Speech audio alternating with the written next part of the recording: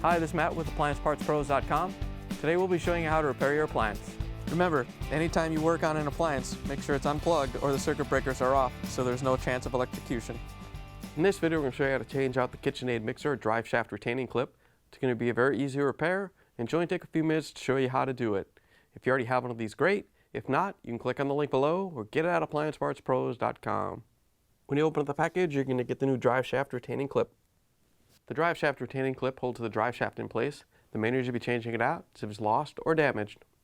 In order to change the part, you want to make sure that the bowl is in the down position. Once you have the bowl in the down position, you can reach in and take the beater off. All you have to do is lift up on a little bit, and turn it clockwise, then drop it down. Once you have it off the shaft, you can pull it off the mixer. Once you have the beater off, we can take the bowl off.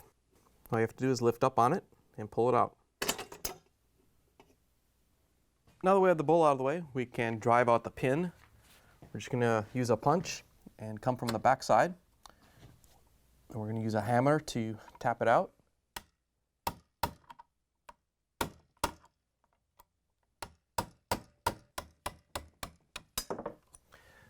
Once you have it out, you can pick it up and set it aside. Now that we have the pin out of the way, we can use the snap ring pliers to take off the drive shaft retaining clip. You just have to make sure the pins go into the hole. And then you can expand the retaining clip and pull it down the shaft. Once you have it free, you can pull it off the mixer. Here's the old drive shaft retaining clip next to the new one. If you already have one of these, great. If not, you can get it at AppliancePartsPros.com. To put the new drive shaft retaining clip in, we're going to put it on the snap ring pliers first. So just get the pins to go into the holes. Once you have it on there, we can lift it up and put it on the shaft. When you separate this, you only want to open it up enough to fit over the shaft. You don't want to go too far and bend the retaining clip.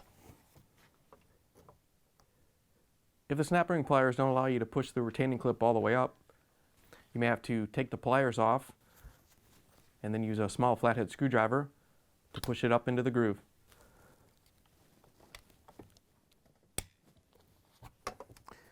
Once you have it all the way on, we can put the mixer back together. When you're putting the pin back in, you want to make sure you drive it into this line right here. You don't want to push it too far in. When you're ready, you can line the pin up with the shaft and push it in. Once you have it in there, we can grab the hammer and tap it in the rest of the way.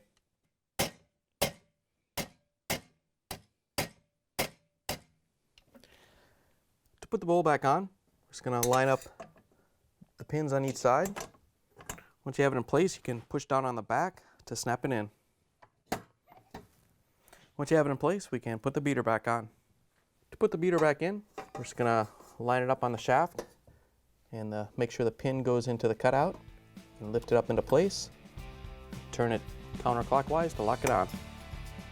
Once you have it in place, we can plug the mixer back in and take it for a spin. Thanks for joining us for another successful repair brought to you by AppliancePartsPros.com. Check out our other repair videos on our site, Facebook, and YouTube.